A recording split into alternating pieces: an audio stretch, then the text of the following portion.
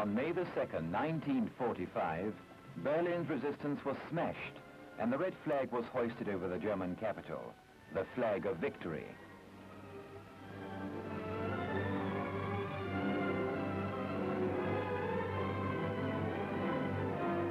Berlin had capitulated.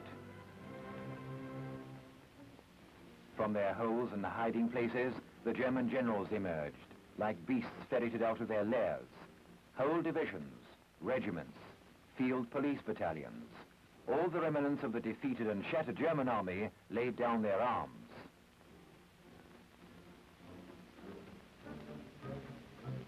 Goering gave himself up.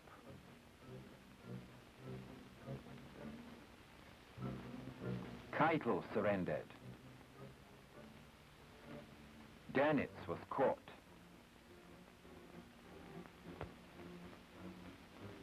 Goebbels preferred to shoot himself. But the dragnet closed around Jodl and Ribbentrop. Now the major war criminals were in the hands of justice. It was decided to try them in Nuremberg.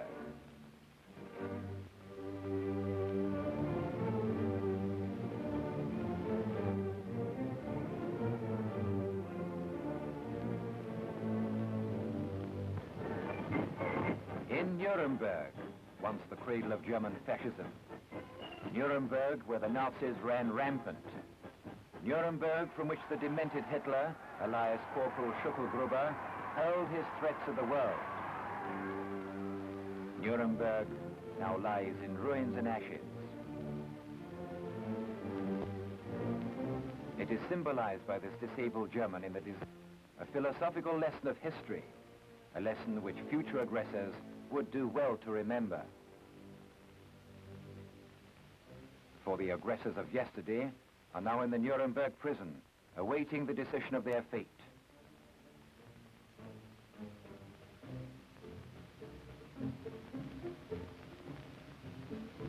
The beast has been driven into the cage of the Nuremberg prison.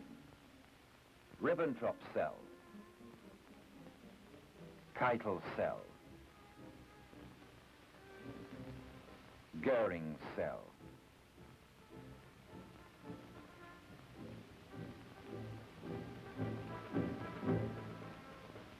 Only yesterday, the beast was still raging at liberty. It was from Nuremberg and from Munich that the Nazis began their marauding march. Only to finish up in the prison of Nuremberg. This is their last march, their march into the dock. Here they were brought to answer for their crimes, these warmongers and conspirers against nations, these butchers of whole peoples and plunderers of whole states, these child murderers and slave traders, these 20th century Huns. For all this, they must now answer.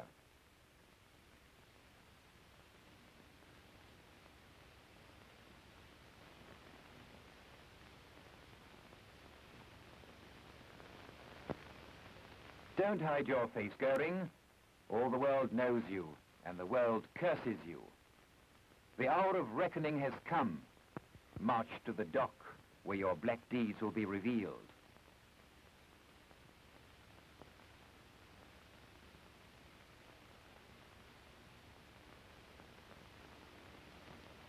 Soldiers of the Soviet army, they have come from Stalingrad to stand guard in Nuremberg.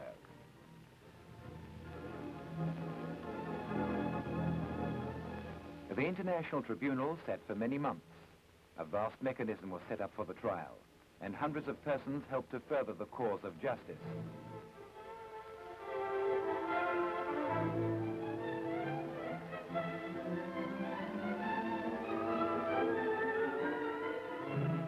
The courtroom in Nuremberg. Here, the freedom-loving nations will try the major German war criminals, not from motives of vengeance, but that the great ends of justice may be served. The story of the monstrous fascist conspiracy against peace, liberty, and democracy must be told. The criminals must be named and made to bear the punishment of their guilt. The world must be warned.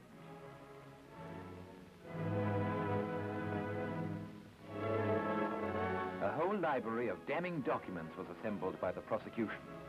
Here, the documents of the Soviet prosecution were kept. Their contents are now known to the world.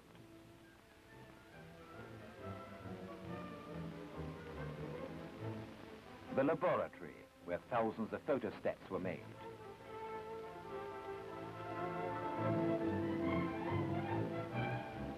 And the machines on which the copies of the documents were made.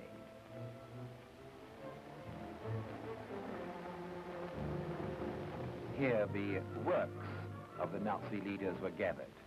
Never before, perhaps, had such frenzied and bloodthirsty ravings come off the printing presses.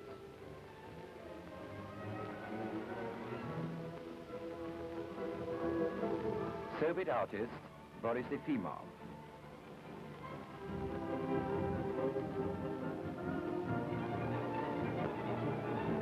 And the Kukreniksi trio, whose ruthless pencils had already exposed and pilloried the criminals in their caricatures.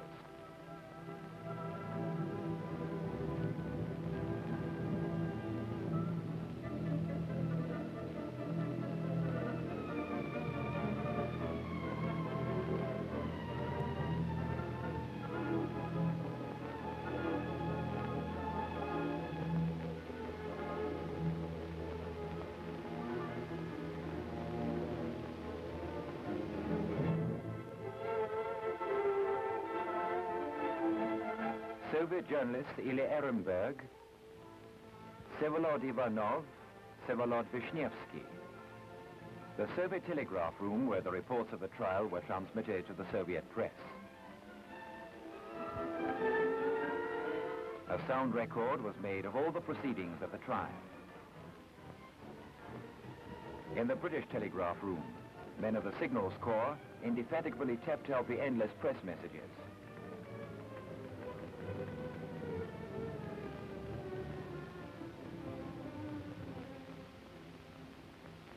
Photographs of the trial were radioed to all parts of the world.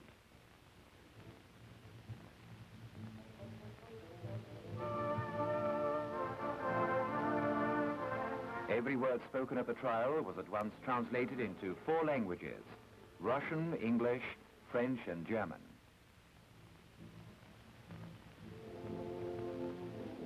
The world listened with strained attention as the trial unfolded.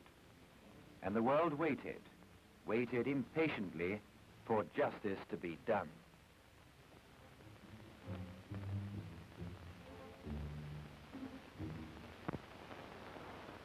The trial was held in the Nuremberg Palace of Justice, a building that seemed to have been deliberately saved from the ravages of war in order that fascism might be tried.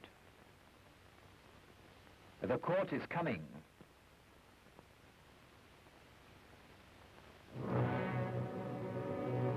The court has come. The court of the nations. And into the courtroom will come the martyrs of Majdanek and Oswiecim.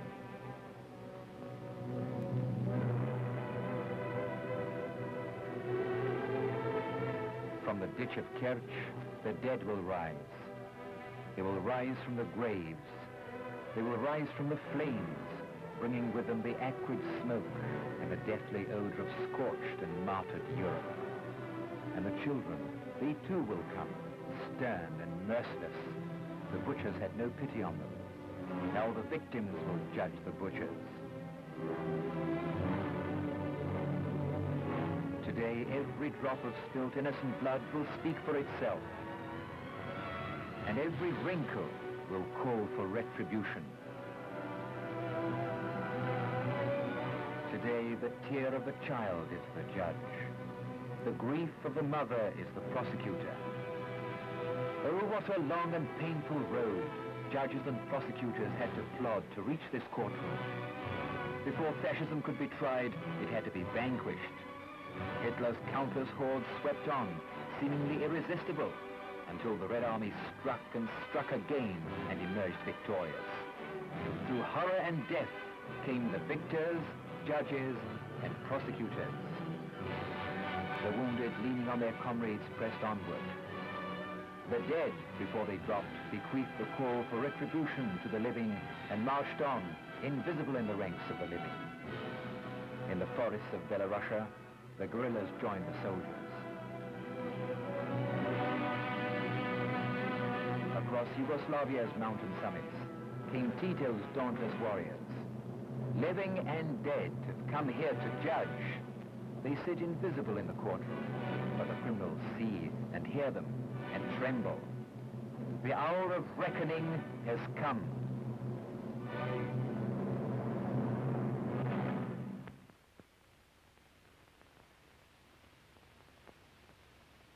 The International Military Tribunal, in the name of the freedom-loving nations, is sitting in judgment of the Nazi criminals. Chief Judge for the Union of Soviet Socialist Republics, Major General Nikitchenko. His deputy, Lieutenant Colonel Volchkov. Chief Judge for the United Kingdom, Lord Justice Lawrence. His deputy, Sir Norman Burkitt. Chief Judge for the United States of America, Francis Biddle. His deputy, Parker. Chief Judge for the Republic of France, de Fabre. His deputy, Falcot. The court is presided over by Lord Justice Lawrence. Among the distinguished visitors, Vyshinsky, Deputy Foreign Minister of the USSR, and Gorshenin, Soviet Prosecutor General.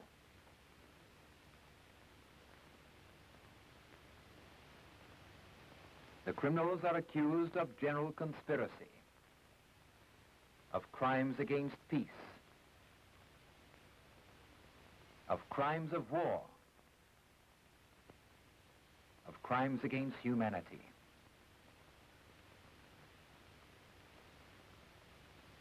The prisoner's dock.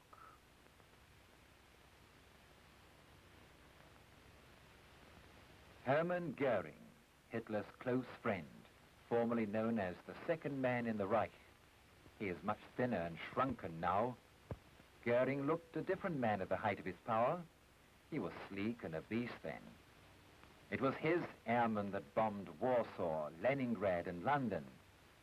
Goering was the founder of the notorious Gestapo. He helped to draw up and carry out the plan of attack on the USSR. Goering is criminal number one.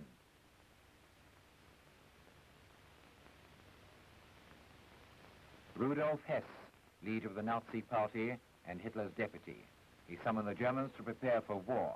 Guns instead of butter, he cried.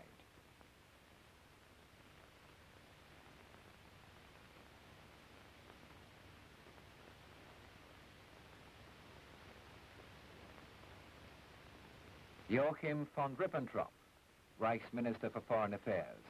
With the cunning of a fox, he was a past master in international intrigue. He was always ready to vow eternal friendship, but there was not a vow he did not violate, nor a nation he did not betray and betray again. He was the right and left hand of the warmongers. Wilhelm Keitel, commander of Germany's armed forces. I am just a soldier, he says, trying to disavow his guilt. But this is not the face of a soldier. It's the face of a hangman and butcher. His uniform is stained with the blood of disarmed and defenseless people.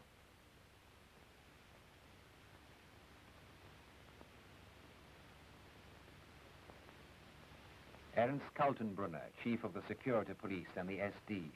He is responsible for the gas chambers and gas wagons, the death factories and the concentration camps.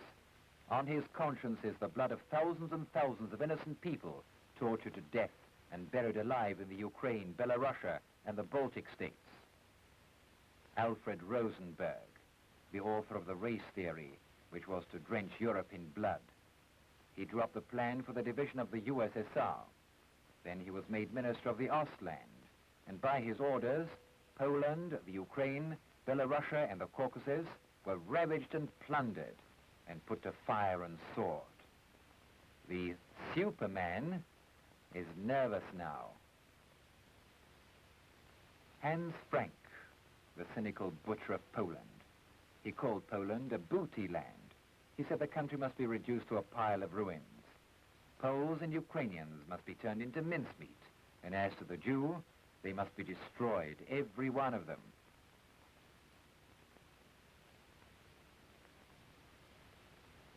Wilhelm Frick, Reichsminister of the Interior and protector of Bohemia and Moravia, a snarling, vicious jackal, now caught by the tail and locked in a cage.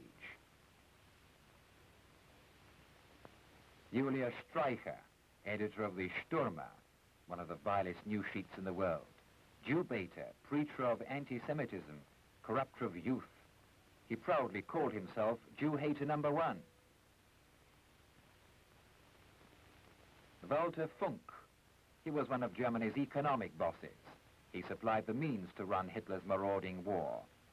And the war supplied the means to line the pockets of Funk, Krupp, and the other German bankers and industrialists. Hjalmar Schacht. He directed the finances and the economy of the piratical Nazi state. Grand Admiral Dönitz, chieftain of the Nazi pirates. His wolf packs sunk unarmed ships and neutral vessels without warning. When Hitler saw that the game was up, he entrusted Dönitz with the task of saving the Nazi ship. But the ship went to the bottom, and Dönitz is now in the prisoner's dock. Erich Raeder. He and Hitler conceived the idea of wiping Leningrad off the face of the earth. They failed, but the grief and suffering of Leningrad, its blood and sacrifices, call for expiation. Baldur von Schirach. His ideal was, we will raise up the youths of Germany to be cruel and ruthless. The whole world will tremble before them. I want to see the glint of the wild beast in their eyes. Fritz Saukel, the slave trader. Girls of the Ukraine, youths of France, children of Czechoslovakia. Look at him now. It was he that drove you like cattle to the slave markets of Germany. Alfred Jodl, Hitler's military advisor, bloodthirsty and ruthless and an implacable foe of the Soviet people. The Russians should be hanged, head downwards, he said. The world will not breathe freely until he is hanging head downwards. Franz von Papen, as vain as a peacock, a master of espionage, sabotage and intrigue. It was he that put Germany into Hitler's hands. Arthur Seyss-Inquart, butcher of Poland, Austria, and the Netherlands. Albert Speer, Reichsminister of Armaments. In Speer's underground munition factories, thousands upon thousands of men and women toiled and slaved until they grew blind, died of exhaustion, or pined away. Konstantin von Neurath, Nazi diplomat with the rank of a general of the SS, butcher of Czechoslovakia. Hans Fritzsche, Goebbels' assistant, who, like him, poisoned the minds with the venom of lies and calumny.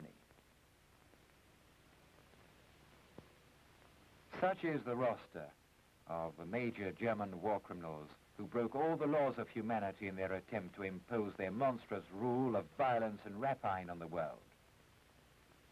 And these are their defendants in their medieval robes who will argue and finesse and cite the law in defense of lawlessness.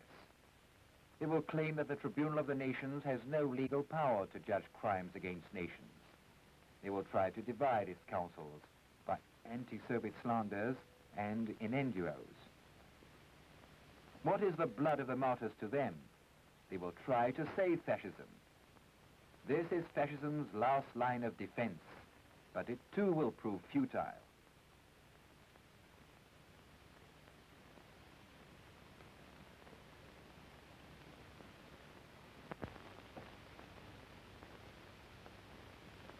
One after another, the prosecutors came forward to state the case against the criminals. The first to speak was Robert Jackson. In the prisoner's dock sit 20 odd broken men, reproached by the humiliation of those they have led, almost as bitterly as by the desolation of those they have attacked. Their personal capacity for evil is forever past. It is hard now to perceive in these miserable men as captives the power by which, as Nazi leaders, they once dominated much of the world and terrified most of it. We will show them to be living symbols of racial hatreds, of terrorism and violence, and of the arrogance and cruelty of power. They are symbols of fierce nationalisms and of militarism, of intrigue and war-making, which have embroiled Europe generation after generation, crushing its manhood, destroying its homes, and impoverishing its life. Civilization can afford no compromise with the social forces which would gain renewed strength if we deal ambiguously or indecisively. Step by step, the prosecution unfolded the story of the Nazi conspiracy against peace and humanity. The early days of Nazism. The first stormtroopers. You have forgotten this, Rudolf Hess. You are suffering from loss of memory. One moment, we will help you to remember.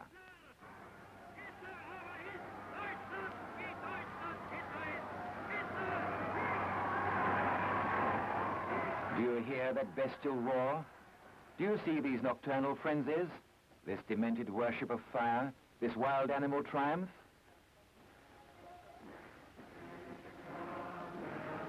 You remember now, Hess.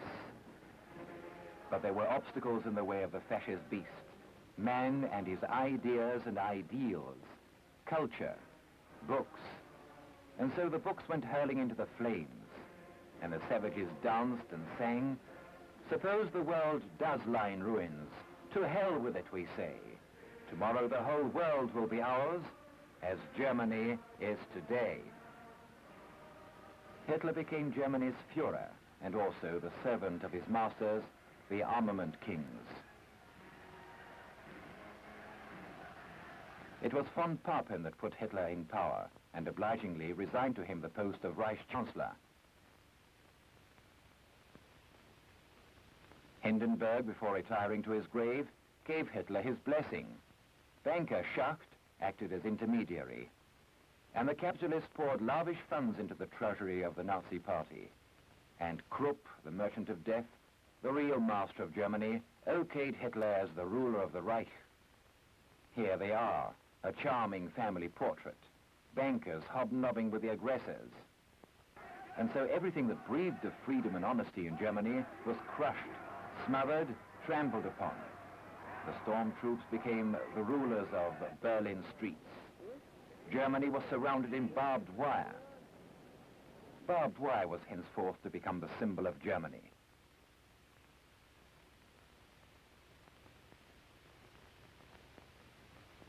February the 8th was a big day at the trial. The courtroom was filled to overflowing. Not a single seat was empty.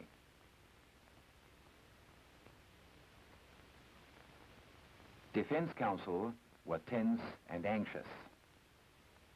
The criminals betrayed signs of nervousness. That day, the Soviet prosecution was to open its case. Chief prosecutor for the USSR, R.A. Rudenko. Господа судьи, я приступаю к своей вступительной речи. Your Worship, I begin my speech, which will wind up the opening speeches of the chief prosecutors in this trial, with a full and deep sense of the historical import of the occasion. This is the first time in the history of the world that crimes of such magnitude and with consequences so prodigious have come under the consideration of justice. This is the first time that criminals who seized whole states and turned their own state into an instrument of their crimes have been brought to trial. This is the first time that we here are trying not only the criminals themselves, but the criminal institutions and organizations they founded, and the theories and ideas of hatred which they disseminated in furtherance of crimes they had long been nurturing against peace and humanity.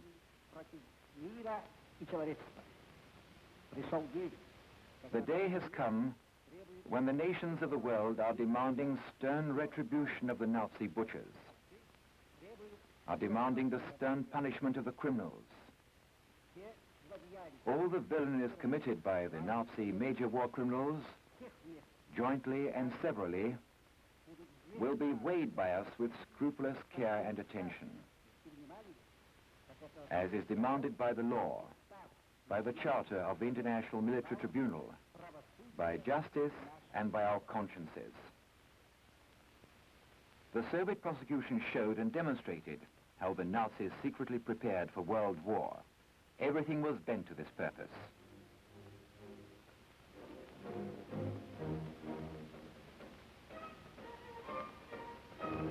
Von Schirach's puppies playing with toy daggers. These are still youths and only carrying spades, but these are already soldiers.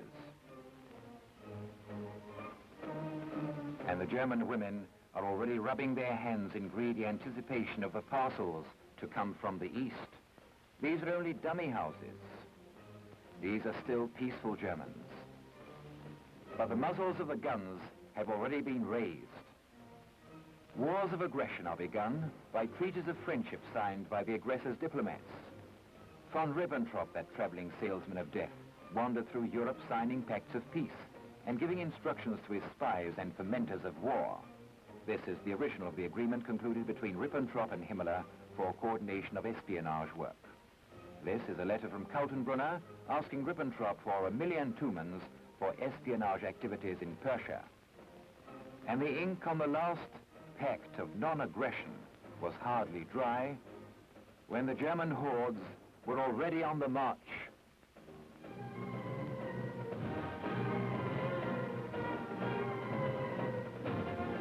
Only the Soviet Union warned the world of the deadly danger of fascist aggression. But the Munich appeasers bowed and scraped before the aggressors and threw open the gates of Europe to them. Hitler and Keitel set about refashioning the map of the world.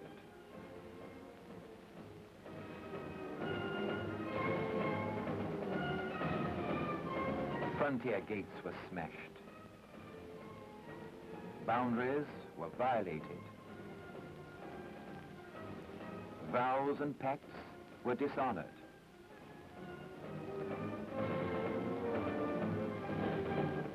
And the brown plague began to spread through Europe.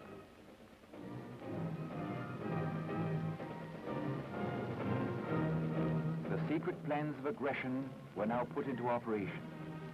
The Green Plan for the perfidious attack on Czechoslovakia. It was signed by Jodl.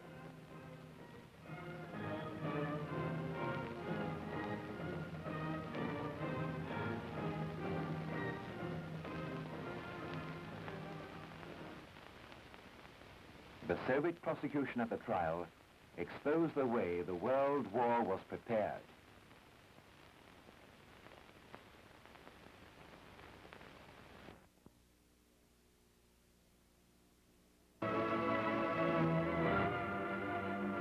Warsaw is in flames. These are the fruits of Munich.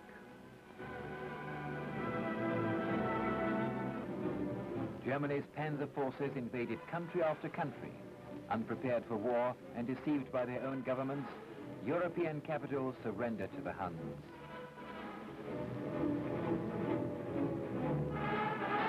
For the Germans, it was just a pleasant promenade through the continent.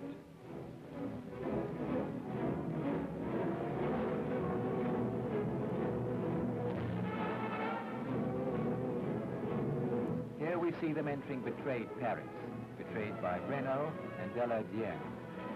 The sufferings of German-occupied France were recounted by the French prosecutor.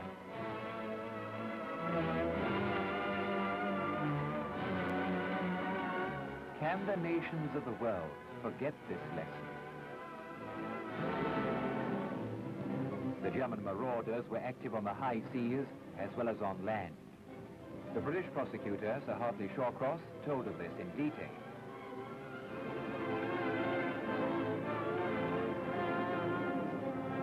Dönitz men were known to the world as pirates.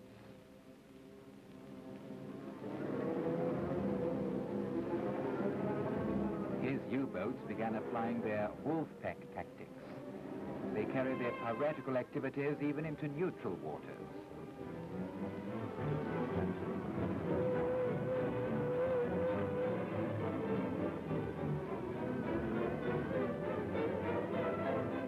They attacked unarmed vessels and hospital ships. Here is a torpedoed ocean steamer, and not a man of the crew will escape. For Dönitz orders are not to pick up survivors, and the drowning are left to their fate.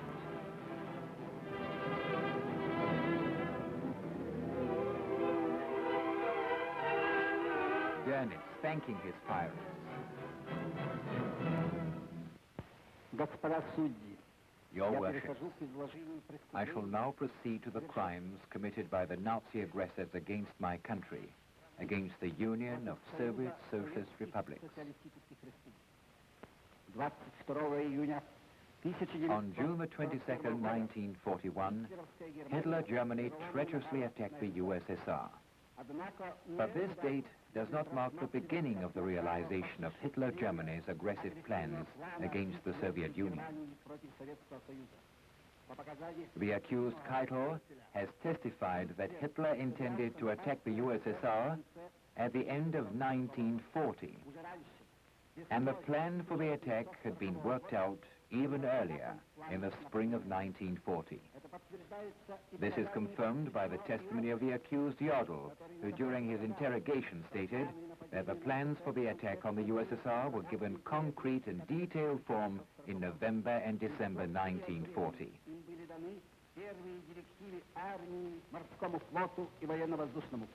Jodl is referring to the document known as Case Barbarossa. This document is signed by Hitler, Jodl, and Keitel. The Barbarossa plan envisaged the lightning destruction of the Soviet armies in the very first week of hostilities. The main blows were to be delivered against Leningrad, Moscow, and Kiev, and the objective was the Archangel-Astrakhan line. As the German General Staff conceived it, when the German armies had reached the Volga, the Soviet Union will have been completely demolished. The aggressors were tantalized by the unbounded expanses of our country. Their eyes had long been fixed on our land, our oil, our coal, our natural wealth. In the early hours of June the 22nd, 1941, without declaring war and without any excuse for war, the Nazis fell upon our country.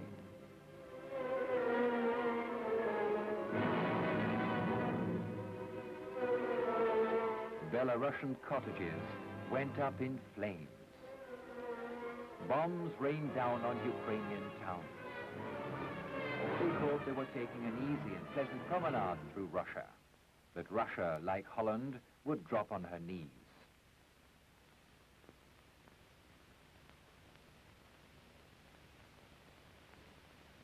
Alfred Rosenberg had his plan ready for the dismemberment of the USSR. This is Rosenberg's signature. Hitler appointed Rosenberg Reichsminister of the occupied Eastern Territories. Rosenberg's plan was to liquidate the USSR as an independent state, to deport the Russians to Siberia. The Baltic states were to be Germanized. Belorussia was to become a German province, and the Ukraine a German colony. The Germans were to lay their hands on the oil of the Caucasus. Rosenberg made the plans.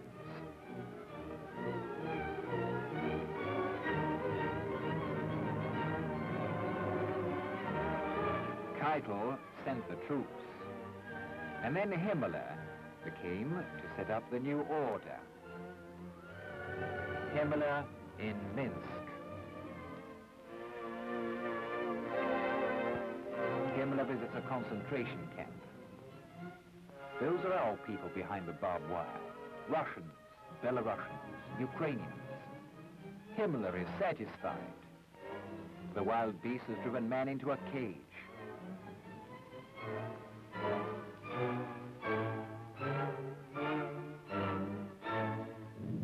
Himmler gloating over the ruins.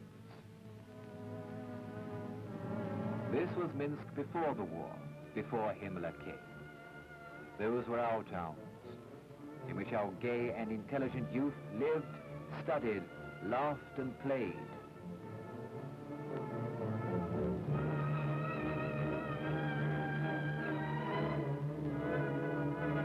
Where are these girls in the wreaths and garlands of blue cornflowers now? What fate has overtaken them? That is a question for Saukel to answer.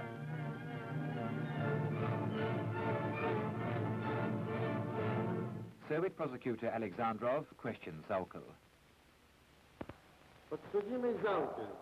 Accused Saukel, will you tell us definitely how many people from the occupied territories were carried off to slavery in Germany? I will name the figure, gathered from your own documents. 9 million. Do you admit that figure?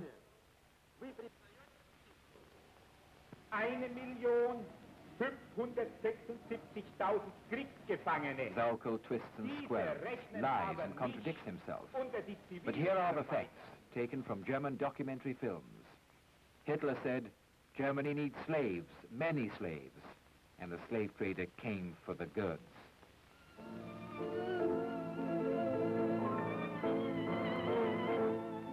Wailing and lamentation rose over Belarusia. Families were broken up. People were seized in the streets. It was a colossal manhunt.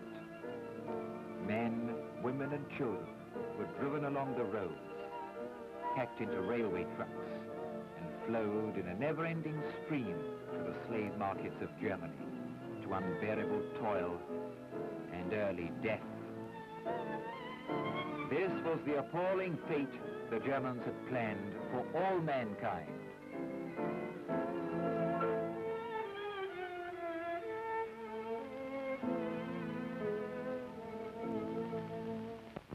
The story of the way the Nazi invaders plundered the occupied territories was told by the Soviet prosecutor Sheinin.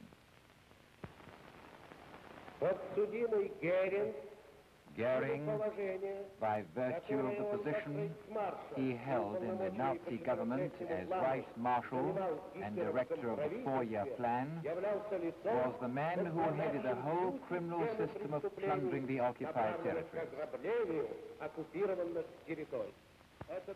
This document is entitled Instructions for Economic Direction, otherwise known as the Green Folder. Parts of this green folder have already been submitted by my American colleagues. The Soviet prosecution submits it as Soviet document number 10. It is a plan methodically worked out by the Germans in advance for the spoliation of the occupied territories. Here is the green folder in action. I intend to rob, and to rob effectively, Goering said. And he did rob everything he could lay his hands on. Coal, oil, ores, grain, raw materials. Trainloads of stuff. Я спрашиваю вас, подсудимый, I ask you, said Rudenko to Goering, являлись ли эти установки, were the instructions you gave at this conference anything else but a demand for the ruthless plunder of the occupied territories? оккупированные территории?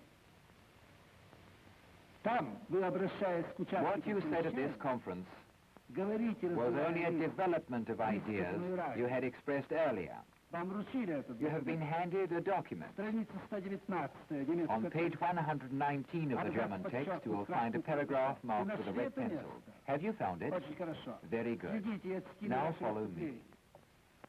Вы Is this the должны style in быть which you как spoke? легавые собаки. You must be regular hounds. Там, где Wherever you имеется find еще still кое-что, anything that the что German нуждается people need, немецкий народ, it must be ferreted out instantaneously from the storehouses and consigned to Germany. Это вы сказали? Did you say that? Yes, Goering answered. They wanted to devour Leningrad. Here is a document. The Fuhrer had decided to wipe Leningrad from the face of the earth. Now, Jodl, don't try to back out of it like a coward. This is your signature. Jodl is questioned by the British prosecutor, David Maxwell Fyfe. Like all the criminals, Jodl tries to deny his guilt and to blame it all on the Fuhrer. But he cannot deny that he and Hitler wanted to grip Leningrad by the throat and strangle it.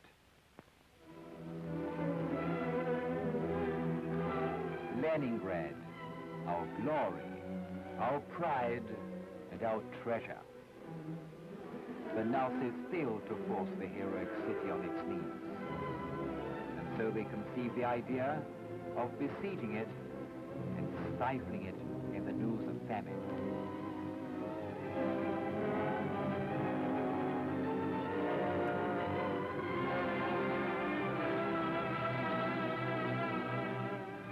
The torments of Leningrad are one of the gravest counts in our indictment of the Bushes.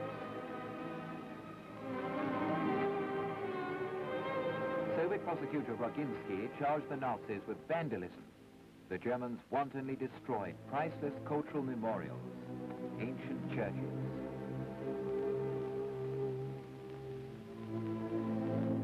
They shelled the Hermitage, one of the world's treasure stores of art.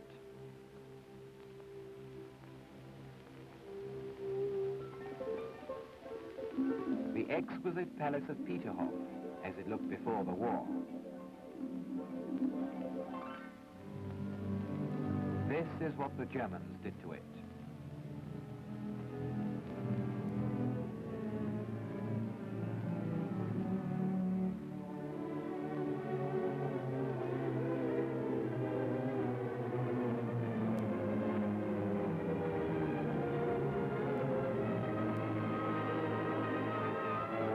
They would have reduced the whole world to ruins, these barbarians, to whom nothing was sacred or precious.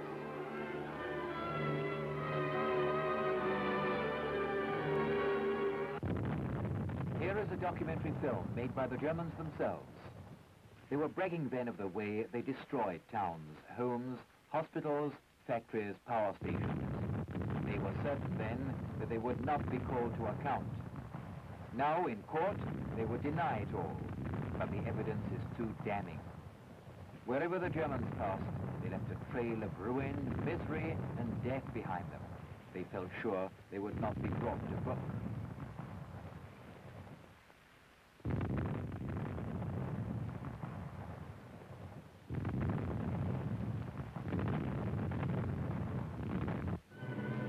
Kill everyone who is opposed to us, Goering cried.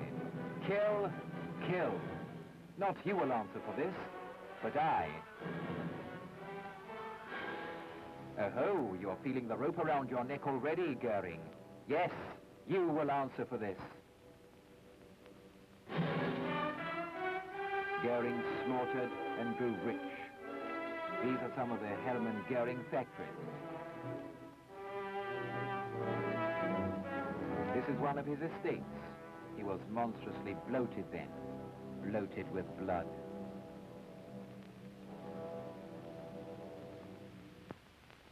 Soviet prosecutor Pokrovsky spoke of the German atrocities. Перед вами пройдут десятки тысяч Tens of свидетелей, thousands of witnesses will не pass вызванных в before зал our суда по eyes. этому делу. Я не They have смогу been назвать, summoned to give evidence in this trial. и вы не I cannot верите, give their names, and you will not administer the oath to them. нельзя не верить.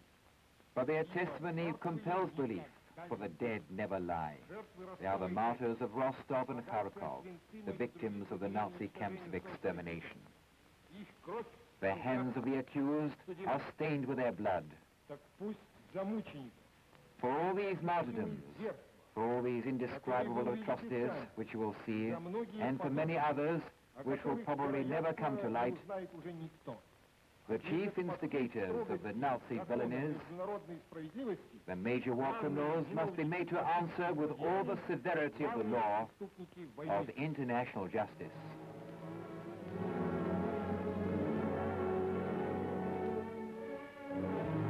Corpses, corpses, and corpses.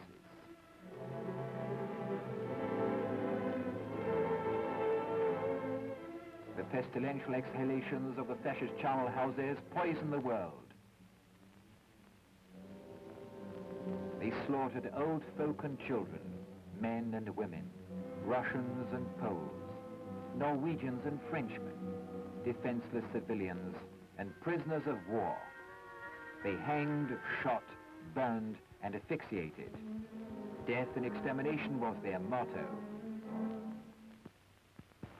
Я спрашиваю вас в связи с этой I ask you, in connection with this resolution, подсудимый Кельтин, did you, Keitel, who held the rank of Field Marshal and who repeatedly in this courtroom called yourself a soldier, did you, in September 1941, by this bloodthirsty resolution, sanction the slaughter of thousands of unarmed soldiers taken prisoner by your armies? безоружных солдат, попавших к вам в плен? Это правильно? Is this true? Yes, this is my signature, Keitel was compelled to admit. Yes, it was his blood-stained signature. The Nazis slaughtered people from all countries of Europe in their death factories. They would have turned the whole world into a Majdanek. Britain and Mexico and Canada would have become Dachau's if Hitler's hordes had not been stemmed and routed. Remember this. Murder was a profession and an industry with the Nazis. They even turned death into a commercial enterprise. They did not leave even the corpses of their victims in peace, but cold-bloodedly turned them to account. They cut their hair from their scalps and sent it to Germany to be made into mattresses. See the sacks and bales filling these warehouses? How many women must have been slaughtered and scalped to fill them?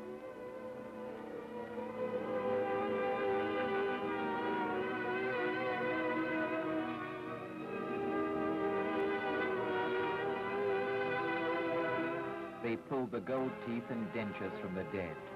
The gold was sent to the vaults of the Reichsbank, into the treasure chests of Schacht and Funk.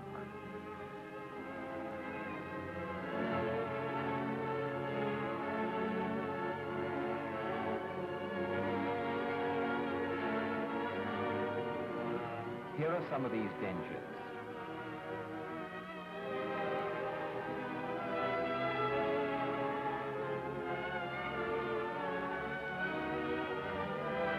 Here are gold teeth already melted down into ingots. The Germans turned blood into gold and used the gold for the shedding of more blood.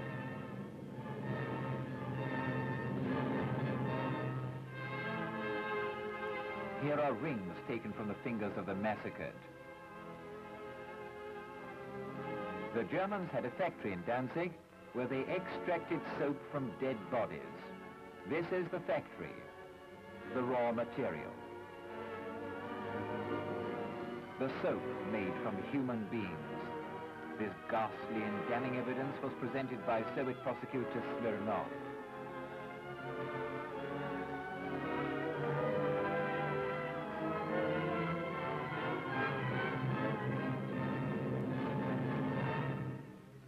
Here is human skin, dressed and tanned at the factory. From it, the Germans made gloves, ladies' bags, and briefcases. What manner of creatures are they, then, these bipeds in the prisoner's dock? Is there any punishment commensurable to their crimes? No, no punishment is fit enough for them. In their final speeches, the prosecutors demanded stern retribution.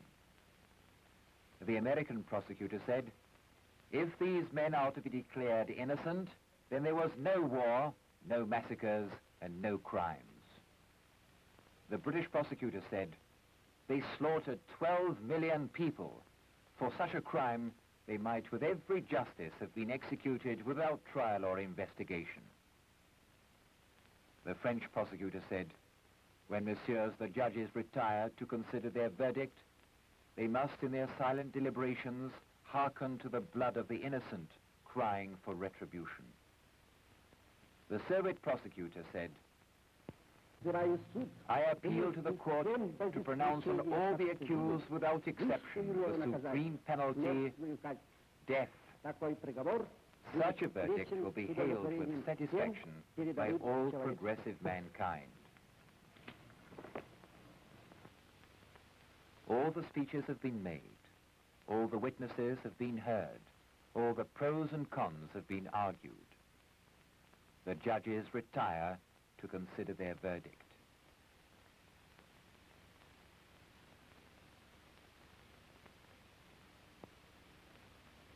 "10 months the International Military Tribunal sat. It carefully studied the countless evidence. It attentively listened to the numerous witnesses.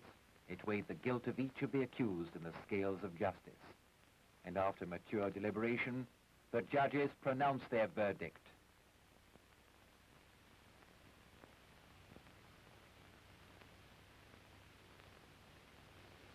Fascism stands exposed and convicted. The fascist aggressors are condemned as malignant foes of humanity, peace and progress. Such is the verdict of history. Such is the fate that awaits all that take up the sword against the peace and tranquility of mankind."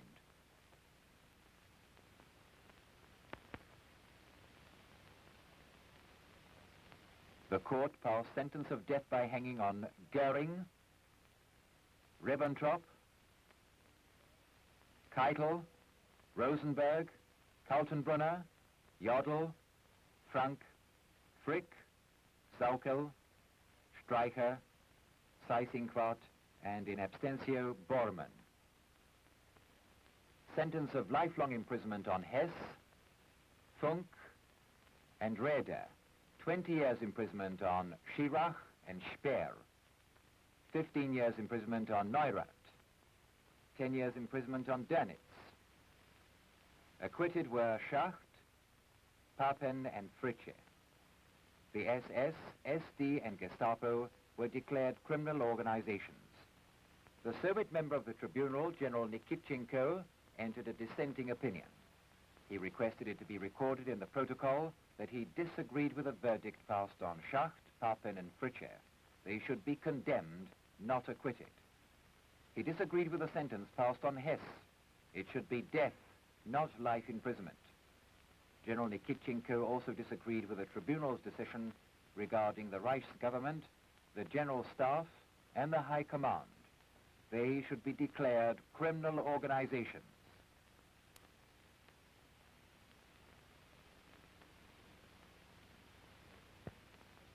This opinion of the Soviet representative was shared by progressive men and women the world over. So ended the labors of the Tribunal of the Nations, the Tribunal of History. The sword of justice descended on the heads of the warmongers.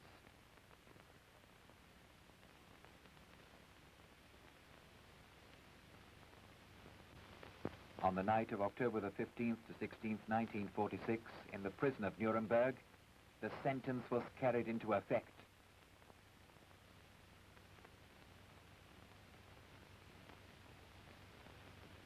This act was drawn up by the representatives of the Four-Power Commission and the medical experts who witnessed the execution.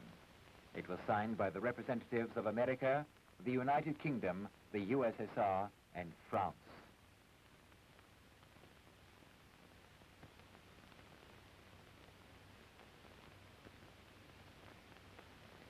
Justice has been done. The sentence of the nations has been carried out.